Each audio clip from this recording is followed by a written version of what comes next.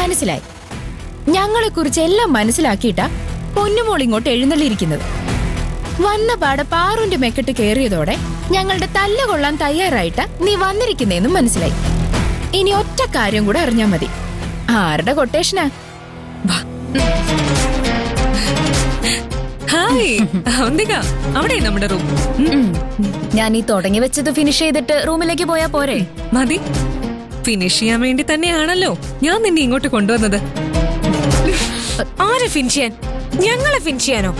ഇവളുടെ ഈ കുഞ്ഞി കൈക്ക് അതിനുള്ള ബലമൊക്കെ ഉണ്ടോ? കാണണോ? എന്റെ കൈയുടെ ബലം ഇപ്പൊ തന്നെ അറിയണോ നിനക്ക്?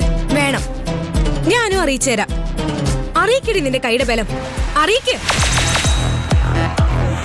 ആയിഷ വേണ്ട, നമ്മളായിട്ട് ആരോടും വഴക്കിനൊന്നും പോണ്ട. നമ്മളായിട്ട് വഴക്കിന് പോയതാണോ? ഇങ്ങോട്ട് വന്ന് മെക്കെട്ട് കേറിയ കയ്യും കെട്ടി നോക്കി നിൽക്കാനൊന്നും എന്നെ കൊണ്ട് പറ്റില്ല. മോളെ ആയിഷേ, അവന്തിക ഐറ്റം വേറെയാ. നിന്നെ കൊണ്ട് കൂട്ടിയാ കൂടില്ല. ജൂഡോയില് ജില്ലാ ചാമ്പ്യനാ. ജൂഡോയില് ജില്ലാ ചാമ്പ്യൻ ആണെങ്കിലേ ജാഡയില് സ്റ്റേറ്റ് ചാമ്പ്യനാ. കിട്ടേണ്ടതുപോലെ കിട്ടിയാൽ സൂക്കേട് മാറിക്കോളും. എന്നാ എന്റെ സൂക്കേട് മാറ്റടി.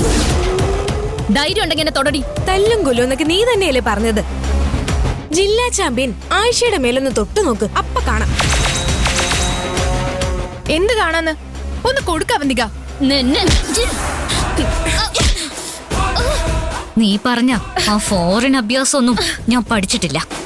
കരുണാകരൻ ഗുരുക്കള് കളരിയില് കുട്ടികളെ പഠിപ്പിക്കുന്നത് ഞാൻ കണ്ടു പഠിച്ചതാ. കുറച്ച് അഭ്യാസങ്ങളെ എനിക്കറിയൂ. പക്ഷെ മർമ്മത്തിക്കറി ഞാനൊരു പിടി പിടിച്ചാലുണ്ടല്ലോ, ഒരാഴ്ച നീ നിർത്താതെ ഇക്കിളിടും. പരീക്ഷിക്കണോടി?